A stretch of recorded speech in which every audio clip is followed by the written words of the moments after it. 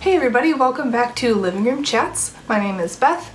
If you haven't been here before, this is just a little bit of what we would be talking about at Campus Life. Also, make sure that you go like and subscribe our page because we will be posting videos every week for the next couple of weeks, so make sure that you stay up on everything that we're talking about. So today we are going to be talking about something very important, totally central to everything that we do at Campus Life, and that is the gospel. So the gospel means good news, and in the book of John, it says that God loved you so much that he sent his son Jesus to die for you. I don't know if you've ever thought before, why did he have to die? That seems pretty severe, right? Well, I think all of us have either lied or cheated or manipulated or have done something wrong in our lives. None of us are perfect, and these things actually separate us from having a relationship with God. And because he is fair and he's a just God, there must be punishment for these things. So sin cannot be in the presence of God at all. There has to be some sort of punishment for these things.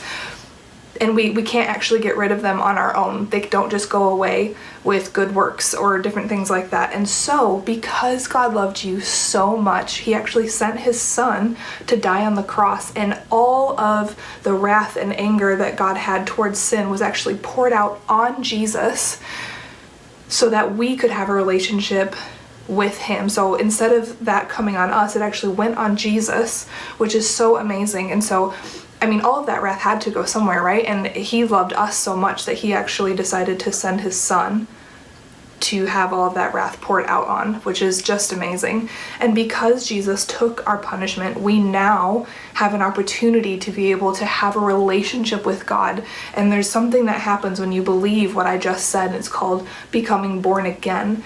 Now, when you become born again, you look the same, not tons changes, but there's something that changes on the inside where you start to feel like a new person. And some of these things that you may have done before that you really loved doing, or like if you struggled with lying or drinking or sleeping around or anything like that, suddenly you don't want to do those things anymore. Something is changed inside of you, and that's what it means to be born again. God actually gives us a new identity. He comes and lives inside of us, and all we have to do is profess that we believe that Jesus died on the cross and rose again, and we just have to make him Lord over our lives, which basically means he's the boss of our life.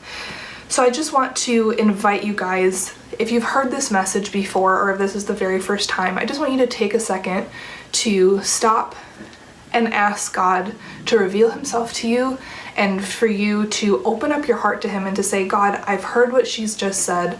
If it's possible, would you show me? And would you just pray this prayer of, Jesus, I believe that you died on the cross for me. I believe that you are real, and I want you to be Lord over my life. That you're born again in that moment, which is amazing. So after listening to this video, if that is a prayer that you've prayed, I would just encourage you to reach out to someone in your life that you know loves God, whether that's myself, Alyssa, Stephanie, or if you're a part of a church, or if if your parents love God, I would encourage you to reach out to someone and let them know the decision that you just made.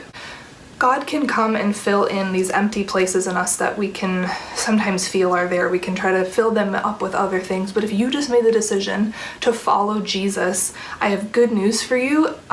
Jesus is the one that actually fills those places and fulfills you, which is so amazing. So I hope you guys enjoyed this video, and go ahead again, like and subscribe.